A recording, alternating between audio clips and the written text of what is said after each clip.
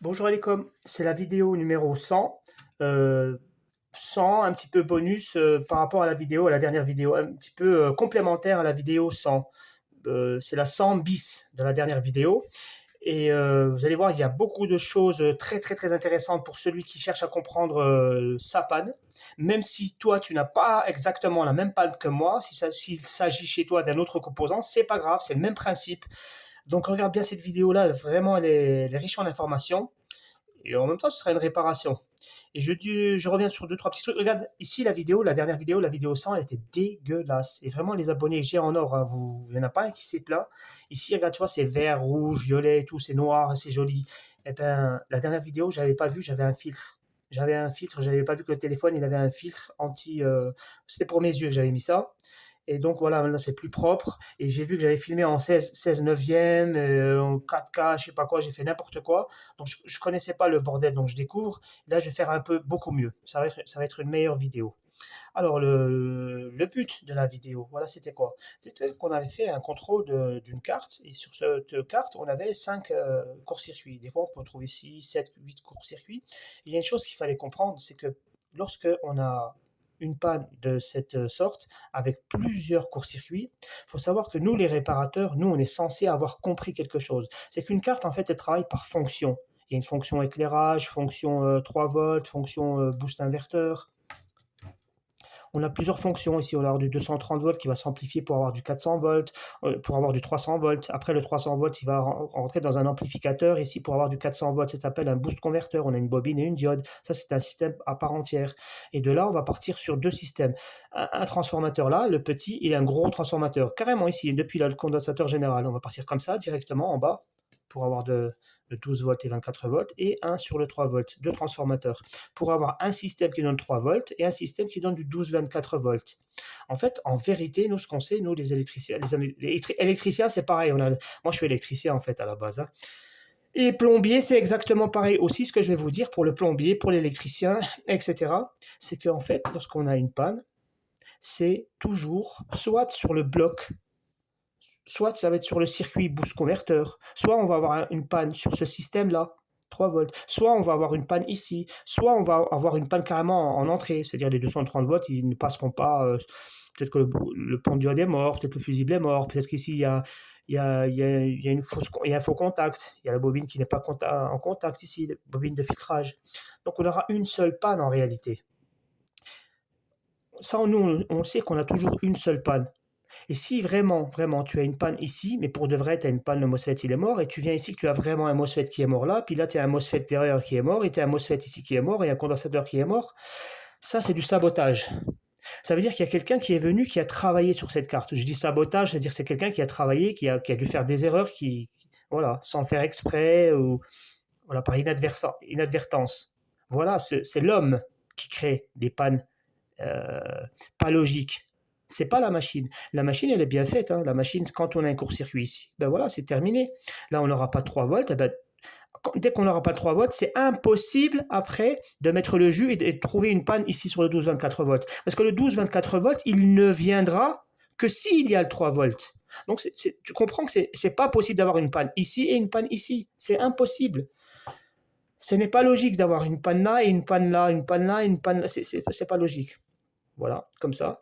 Et là, apparemment, on a une carte dont le propriétaire m'assure qu'il n'a pas touché la carte. Donc, c'est une panne, on a 5 pannes, mais apparemment, c'est une vraie panne logique. C'est pour ça que c'est bien de réfléchir un petit peu. On a réfléchi un petit peu, on a vu qu'on avait un court-circuit sur un MOSFET, et puis un autre MOSFET. On a vu pourquoi ils étaient tous les deux en court-circuit. C'est parce que, parce que la diode était en court-circuit, donc ça faisait fil. C'est comme si celui-là et celui-là se retrouvaient en court-circuit, en parallèle. On a ici un MOSFET et un MOSFET, ils se retrouvent en parallèle, comme les deux résistances là. Et comme celui-là était vraiment mort, eh ben, il a mis l'autre en mort provisoire. Tu vois, c'est bien de réfléchir logiquement pour trouver l'origine de la panne. Donc c'était cette diode-là, et maintenant on en est là. On en est là, c'est que là il y a il y a un MOSFET qu'il faut changer. Alors pour le changer, ici ils ont mis tous les MOSFET, tous les éléments qui chauffent, la diode là, le pont de diode, les deux MOSFET, même ces MOSFET là ici, ils les ont mis sur un seul radiateur. Donc voilà pourquoi je suis en train de couper ici. Couper ces deux côtés-là pour sortir ce MOSFET qui est mort, qui est HS. D'ailleurs, quand je vais changer le MOSFET, ici, le MOSFET, il fonctionne toujours avec un... Entre le drain et le source, ici, il y a une capacité. Alors, je crois qu'elle fait 100... je ne sais pas, mais elle doit faire 100 picofarad.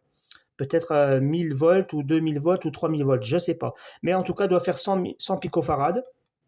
Moi, à chaque fois, je change. Je change toujours le condensateur. Même si là, il a l'air beau, il a l'air propre, il n'a pas l'air d'être dégueulasse. Parce que souvent, pourquoi on a une panne comme ça? Ça peut venir de lui. Lui commence à être détérioré, donc il ne fait pas le bon refroidissement. Parce que lui, si tu l'enlèves, là, le problème, c'est que lui, il va fonctionner, le MOSFET. Hein. Il va fonctionner, mais pas plus de 30 secondes. Tu vas mettre le doigt ici, tu vas trouver 100 volts, 100 degrés. 100 degrés de chaleur. Lui, il permet de bien faire évacuer la chaleur de lui, ce qui lui bouffe les parasites entre le drain et le source. Parce qu'en fait, entre le drain et le source, tu as un interrupteur. Et un interrupteur, regardez à la maison, quand vous appuyez sur l'interrupteur, il y a une étincelle. Tu comprends bien que 50 000 fois, imagine 50 000 étincelles. Ah oui, 50 000 étincelles, à un moment donné, c'est à prendre en considération dans l'ouverture et la fermeture du MOSFET. Alors pour cela, on met quelqu'un, lui c'est un mangeur. Lui, il va manger cette étincelle, il se nourrit de il aime cette étincelle, il l'absorbe. D'accord? Il absorbe cette étincelle, ce qui nous fait une sécurité. Nous, du coup, on peut l'ouvrir, fermer comme ça, on ne se préoccupe plus de l'étincelle, grâce à lui. Alors lui, je vais le changer, voilà. Comme ça, il aura une télévision qui sera meilleure, une carte d'alimentation qui sera meilleure. Je vais le changer lui. Je vais changer le MOSFET avec un MOSFET qui est supérieur. Par exemple, lui, je vais l'ouvrir et quand je vais regarder sa valeur, je sais pas, peut-être qu'il va me donner ici, je suppose, 11 ampères. Moi, je pense que c'est un 11 ampères. Je pense que c'est un 11 ampères. Et moi, j'ai du 13 ampères. Je mettrais du 13 ampères, du 400 volts, 13 ampères.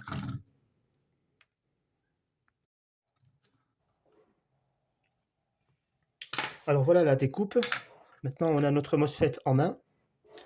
Donc, il est bien attaché à son radiateur pour refroidir via cette vis. Voilà le MOSFET. Donc, le MOSFET, il est indiqué dessus une lecture, une mesure qui est écrit 18N50. Alors, vous ne le voyez pas clair, c'est marqué 18N50. Ça veut dire que lui, il prend du 18 ampères. 18 ampères, 50, ça veut dire 500 volts. Alors moi, j'en ai pas du 18N50. Alors déjà, un commentaire, 18, c'est très très très bien. Hein. C'est très très très bien. D'habitude, je vois ici du 13N50 ou du 11N50. Bon, là, ils ont mis du 18 ampères. 18, c'est-à-dire 18 ampères et 50, 500 volts. Donc moi, j'en ai pas, hein, du 18 ampères, là, j'en ai pas. J'ai pas de 18 ampères, mais j'ai un 20 ampères. Alors 20, c'est-à-dire que c'est supérieur. Bon, donc, je peux mettre un 20 ampères. Et le mien, c'est du 60. Donc, c'est du 20N60, c'est-à-dire 20 ampères et 60, c'est-à-dire 600 volts. Le mien, il supporte 600 volts. Donc, le mien, il est supérieur. Attention, on ne met pas n'importe quoi. Alors, je me mets en mode sonnette. Donc, je me mets en mode sonnette. Je vérifie que j'ai bien la sonnette qui fonctionne. Voilà. Je me mets ici au milieu et à l'extérieur de droite, ici. Et j'envoie le rouge à la première patte. Négatif. Alors, je n'ai pas ce que je m'attendais. Il y a une lecture différente, mais ce n'est pas bon. Ça, je ne le prends pas. Alors, je me mets ici au milieu et la dernière. Hop. Pareil, il y a du changement, mais ça ne m'intéresse pas. Celui-là, je ne le prends pas. Une analyse plus profonde à faire. Donc, ici, j'envoie le rouge, 0. Il se passe rien. Pareil, hop. Voilà, ici, ça marche. Là, je coupe. Donc, ici, on a un MOSFET. J'ai un MOSFET ici, où j'ai ici une tension de 3 volts. Donc, le 3 volts, je le mets ici sur le source.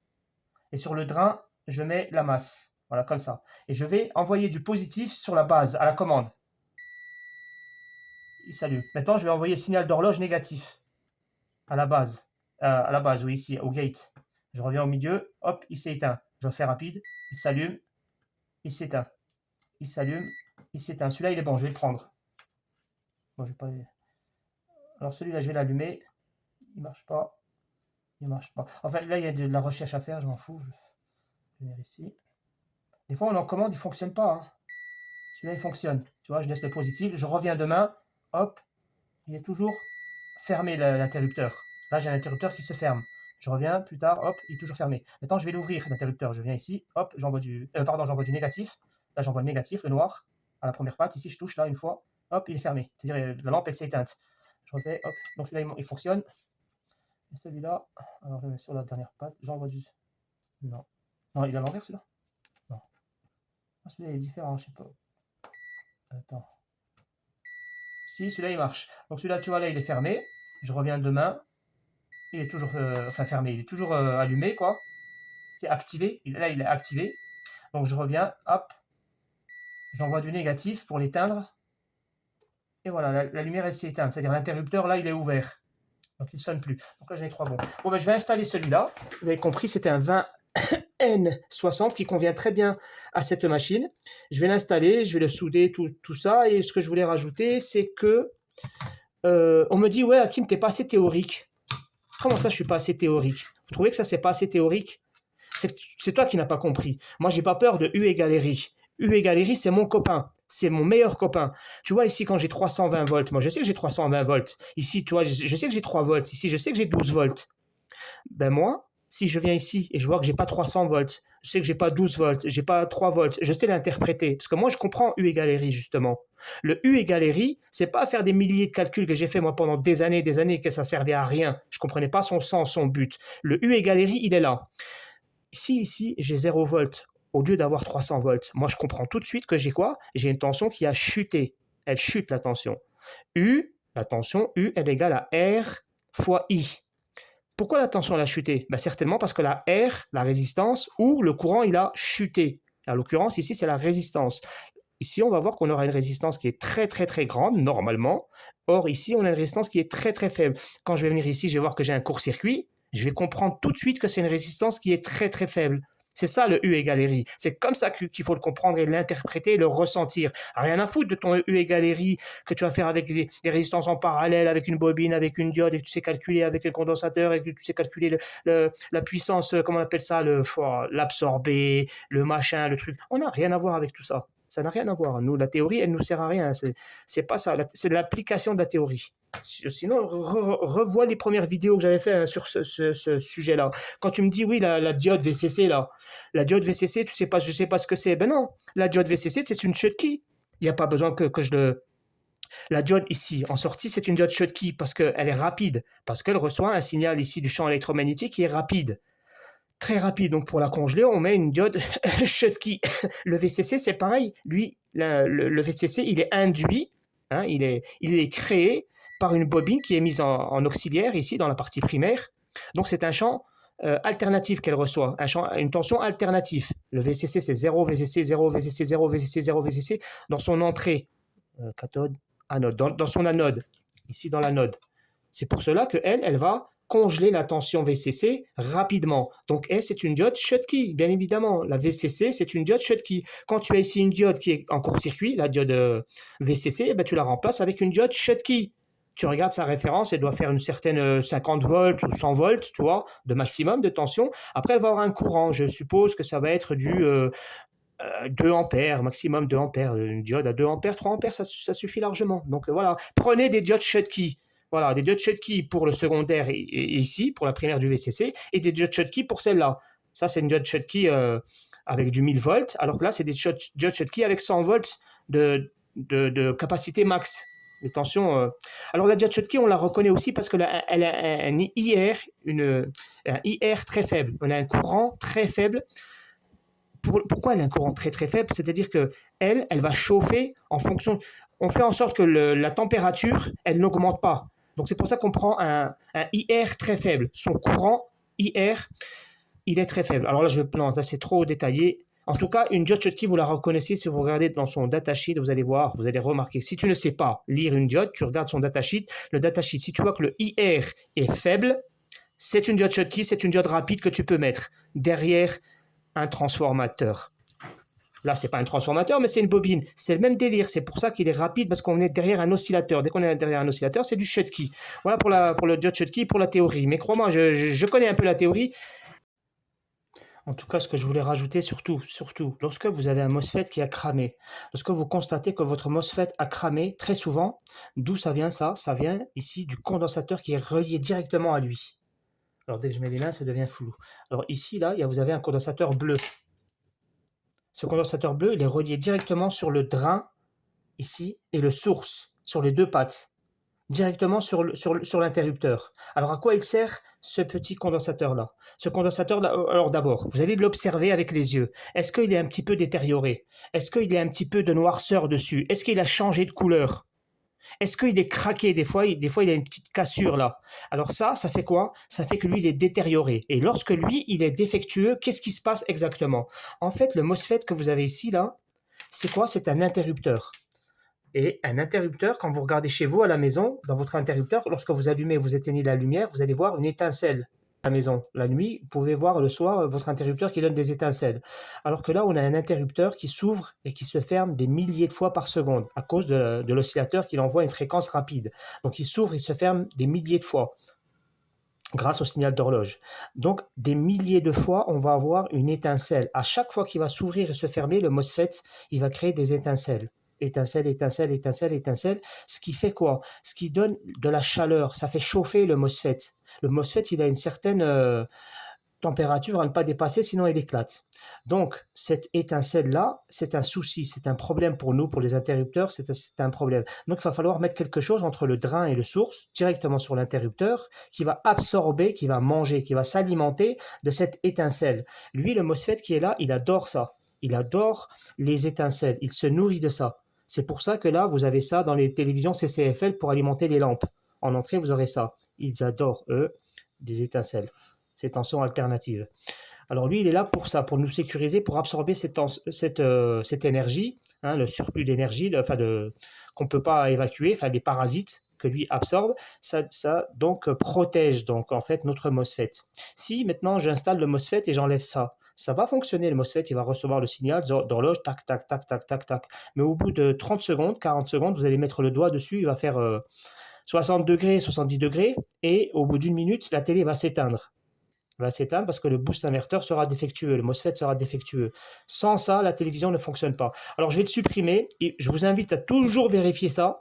Si tu n'es pas, tu ne sais pas le faire, tu changes et tu en mets un tout neuf. Voilà, tu réfléchis pas. Tu en mets un tout neuf, point barre. D'accord? On le remplace tout le temps, ça. On le remplace. Même d'ailleurs, même s'il est bon, lui. Là, je vais l'enlever, je vais le mesurer, je vais le vérifier s'il donne bien. En général, c'est du 100 picofarad. En général, 100 pico.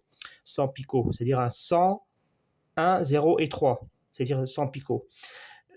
Donc voilà, il faut le changer. Je vous ai dit, cette vidéo, hein, je vais la faire doucement, je vais prendre le temps. Donc là, j'ai un petit condensateur céramique, enfin un condensateur bleu là, qui est entre le drain et le source. Vous voyez que ici, vous avez vos condensateurs là, vous avez le truc, le dessin là, c'est le condensateur. Il y a une patte qui est sur le drain. Alors ça, c'est le drain, ça. Et le drain, il est relié ici, à ce pin là. Ça, c'est le condensateur bleu. Et l'autre patte du condensateur, elle est reliée à ce pin là. Et ça, bah, c'est le source. C'est la source. La source, c'est la masse. Lui, il va à la masse, il va ici. Donc, il se rejoint ici.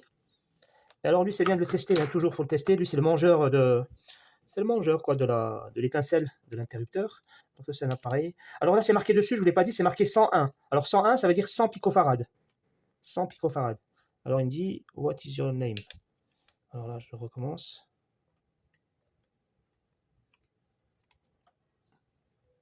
Pillage.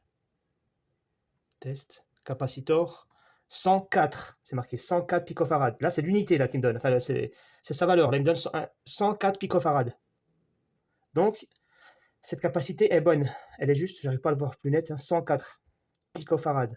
Alors que lui, c'est un 100 picofarad. Donc, la valeur, elle est juste. On peut avoir là, on a 4%, bon, ça va quoi. Quand on a 4%, ça va. Si on aurait eu 110 picofarad ou 90 picofarad, là, ce serait inquiétant. Les amis, honnêtement, j'en ai d'autres. Je vais essayer de voir. Hein, je vais en mettre un tout neuf. Je vais en mettre un tout neuf. Voilà, je vais le remplacer. Je vais mettre un tout neuf ou je vais mettre celui-là. Ça n'a aucune importance. Il n'est pas défectueux. Je pourrais remettre celui-là. Et je vais installer enfin le MOSFET. Je vous ai dit de toute façon dans cette vidéo, je vais prendre le temps. C'est une vidéo bis. C'est pas. Voilà. Ce qui est intéressant, c'est la fin. Si tu veux voir l'accéléré, mets-toi en accéléré à la fin. Ça va être intéressant parce que je vais faire le PS on et tout le bordel. Voilà, j'installe ça. Voilà. Maintenant, j'ai tout installé. J'ai tout bien changé. Tous les éléments. Allez, vite fait. Hein. J'ai un fusible ici, il était mort. Je suis en court-circuit. Fusible, il est bon le fusible. J'ai une diode ici, elle était morte. Maintenant, elle me donne lecture, pas lecture. J'avais ici un MOSFET du boost converteur. De la diode, c'est la diode du boost converteur. J'avais le MOSFET qui donnait bip, qui donnait sonnette. Voyons. Il donne pas de sonnette, il donne pas de sonnette. Il donne une lecture comme ça. Super. Lui, il est bon. J'avais ici un court-circuit sur le MOSFET du stand-by. Il est bon.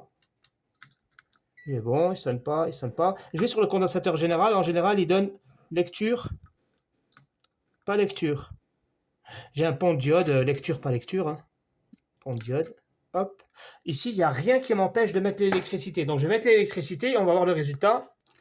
Ben, c'est le premier test. Hein. Si ça pète. Alors, ici, j'ai mis le nouveau condensateur, tout ça. Hein. Le bleu, je l'ai changé, je vous l'ai dit ça. Hein. Donc ici, je viens en sortie, je me mets en mode tension, bien sûr. Est-ce que j'ai 3 volts en sortie? Donc, est-ce que j'ai 3 volts? Voilà. Ici, est-ce que j'ai 3 volts? J'ai 3 volts sur mon condensateur. Est-ce que maintenant, je vais rester à la masse ici en bas? Et là, j'ai 2 diodes de sortie. Je vais voir, il y en a une ici aussi, là.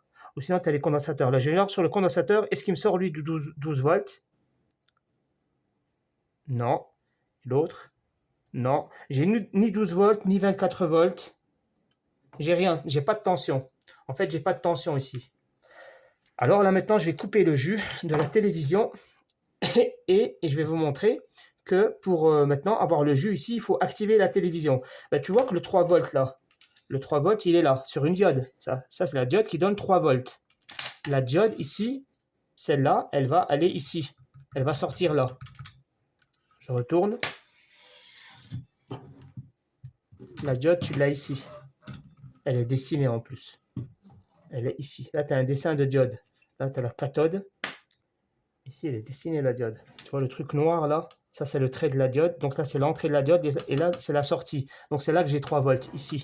Là, j'ai 3 volts. En mode sonnette, je me mets sur le 3 volts, sur la cathode et je vais venir sur le bornier ici. Tu vois, il sonne ici. Le 3 volts, il arrive ici. Mais le problème, c'est que ici, le 3 volts, il est tellement petit, il est tellement dangereux. Alors ici, on a notre diode. On a notre diode qui se retrouve ici, la diode qui était derrière, celle qui donne le stand-by, le 3 volts. Lui, il va aller au bornier. Le bornier, tu vois la sonnette, le bornier, il est là. Voilà, ici. Là, j'ai le pin 3 volts. Mais tu vois que ici, c'est tellement petit, là. C'est très dangereux. Je vais essayer de voir, lui, où il va. Il vient là, il suit là. Il vient là. Il vient là. Oh, regarde ici, là, un gros paquet, là. Un gros paquet. Donc là, j'ai le 3 volts. Ça, c'est magnifique. On a le 3 volts ici. Là, tu vois, cette carte-là, pour l'activer, pour avoir le 12 volts et le 24 volts, il y a ici un carré, là. Le cadran, là. Et bien, ce cadran, il te dit que le deuxième pin, c'est marqué dessus P0, c'est-à-dire Power On. Ça, c'est le premier, c'est PL On, et le deuxième, c'est Power On. Ben, le Power On, c'est le deuxième pin, donc c'est celui-là, le deuxième là. Mais le deuxième, c'est pareil, quoi. Il est, tu vois, je ne vais pas faire une soudure ici. Alors, je vais voir le deuxième pin, là, le Power On, d'où il vient. Où il va? Il vient là. Donc, il vient ici. Il vient ici. Voilà, il vient là.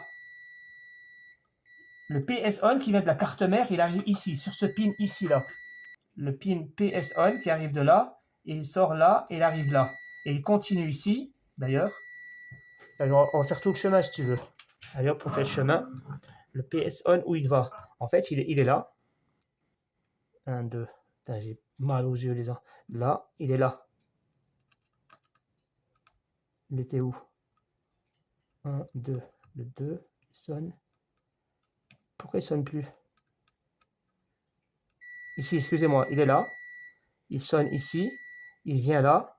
Et tu vas le voir qu'en fait, il va arriver ici, sur une résistance. Attention, le chat. Il arrive là. Il arrive là, sur la résistance. On va sortir de la résistance. Et où va la résistance? Elle va sur un transistor. Ça, c'est un petit transistor. Enfin, donc le PS-On, il va commander un transistor. Tu vois le transistor là? Il va être commandé par le PS-On qui vient de la carte mère. Pourquoi? Parce qu'ici, il y a des optocoupleurs. Les optocoupleurs, ils vont recevoir le signal du transistor. Alors, le transistor, c'est quoi? C'est un positif ou c'est un négatif? Je vais mettre à la masse. Alors, la masse, je vais la repérer. Tu as vu la diode ici? Elle a un côté où elle a la masse. Ça, c'est la masse. Donc, je vais voir le transistor. Voilà, il sonne à la masse. il sonne à la masse. Donc ça, c'est un transistor qui coupe le négatif. Donc ça, c'est un positif, c'est un NPN. Eh ben, le transistor NPN, effectivement, il a besoin de recevoir ici un signal de 3 volts. Donc la tension qu'il doit recevoir, c'est 3 volts. Je vais lui envoyer la tension de la diode ici, du standby, pour qu'ici, le transistor soit activé, pour que lui, qu'est-ce qu'il va faire? Il va prendre la masse qui est là, pour la transmettre à la deuxième patte, ici, en sortie du transistor. Donc le transistor, là, il va recevoir ici la masse. Là, il va recevoir la masse. Il va la transmettre ici pour aller où? Là, il va continuer, aller sur un optocoupleur. Vous voyez, cet optocoupleur, il a besoin de sa masse pour être activé. C'est une diode ici, une diode électroluminescente. Donc on a ici le secondaire et là le primaire. Donc on a ici notre optocoupleur. D'accord? L'optocoupleur, il est activé grâce à ce transistor. Vous voyez, ça ne change jamais. Donc à quoi ça sert tout le bordel que je vous dis? Ben moi, tu as vu le PS on qui est là? Ah, c'est marqué sur la carte là. Ici, PS on. Donc on voit clair. Non. Ici, c'est marqué Power On.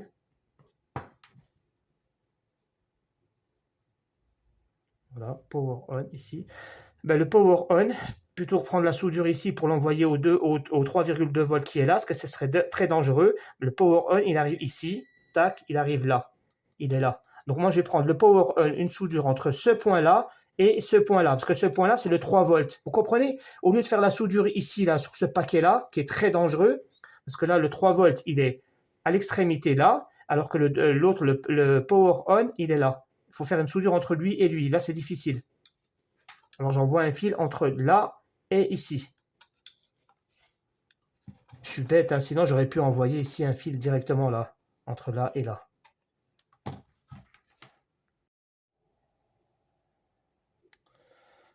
Donc voilà le fil noir que j'ai soudé entre le 3 volts, donc ici, et la sortie PS on, celle qui va aller chercher le petit transistor là, pour faire la connexion PS on, pour avoir les tensions de sortie. Donc ben, maintenant, il n'y a plus qu'à mettre le jus. Faire attention qu'il y a... Voilà, bien comme ça. Je vais mettre le jus en direct, hein, on va découvrir. Là, c'est bon. Allez, bismillah. Alors, premier test. Premier test, je vais quand même toujours voir. Non, je vais plutôt voir. Je vais voir carrément le condensateur général. Je vais aller voir le condensateur général parce que maintenant c'est fini. Hein, il a plus de 300 volts. Maintenant, il doit avoir 400 volts. Pourquoi? Parce que maintenant, le MOSFET que j'ai installé, il est censé être activé. Alors, est-ce qu'il me donne bien 400 volts?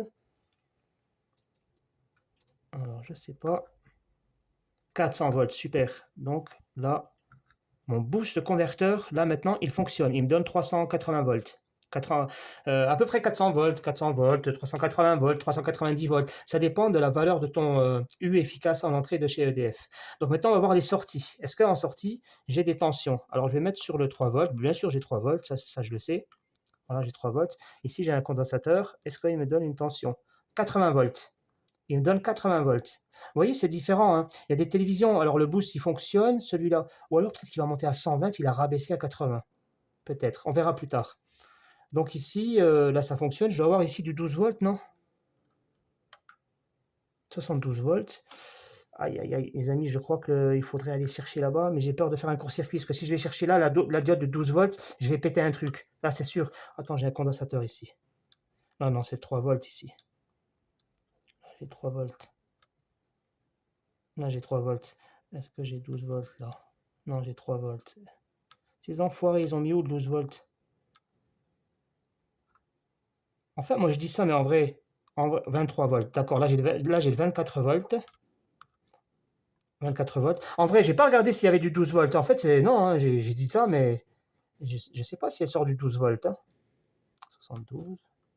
72. Non, il n'y a pas de sortie 12 volts. Après, si, il y a une diode ici, mais j'ai peur. Ah non, j'ai peur de toucher. Est-ce que si je touche le machin, non. Alors, comment faire? Il n'y a pas de 12 volts, les amis. Voilà, c'est une carte qui fonctionne. C'est une carte qui fonctionne en 24 volts. Où est-ce que j'ai trouvé 24 volts? Ici. Ben, ces 24 volts, ils sont amplifiés ici pour donner du 72 volts, pour avoir le boost inverteur. Mais bordel, il est où le 12 volts pour le T-Con? Je regarde l'indicateur. Tac. GND, V-lumière, V-lumière. Non, excusez-moi, il n'y a pas de 12 volts. Autant pour moi, excusez-moi, il n'y avait pas de 12 volts. Il n'y a pas de 12 volts, excusez-moi. Il n'y a pas de 12 volts, c'est tout. Il y a juste une diode qui sort du 3 volts. Et puis ici, on a un boost inverteur et le 24 volts, il va à la carte mère. Et la carte mère, elle va manger les 24 volts pour les transformer en 12 volts, pour donner à la T-Con du 3 volts, du 5 volts, etc., etc. Voilà une carte qui fonctionne très très bien. Donc la vidéo est terminée. Ce que je voulais donc par rapport à... Il y a quoi à dire d'intéressant que j'ai oublié? C'est qu'il faut toujours changer, bien sûr, la capacité d'un MOSFET. Hein, vous le changez la capacité. Vous attendez au bout d'une heure ou quoi aussi, vous regardez si ça chauffe beaucoup. Des fois, si ça devient très très chaud, là ça va, hein, c'est chaud. Oui, bien sûr, c'est chaud. Ça prouve que ça fonctionne, mais pas excessivement chaud. Donc ça, c'est bien. Et là, voilà. Donc, ben, les amis, à la prochaine vidéo. La prochaine vidéo, je crois que ça va être une vidéo très intéressante parce que j'ai un problème sur une carte d'alimentation, sur une carte mère. Et la carte mère, en fait, elle ne fonctionne pas. Elle a un problème dont on n'a jamais vu. C'est un problème de flash. Mais avant d'arriver à la flash, je vous montrerai beaucoup, beaucoup de choses de panne à rectifier, etc. Tout ça, pour enfin réparer le problème de la télévision qui est un problème de flash. La dernière, c'est la Panasonic. C'est la suite de la vidéo 94.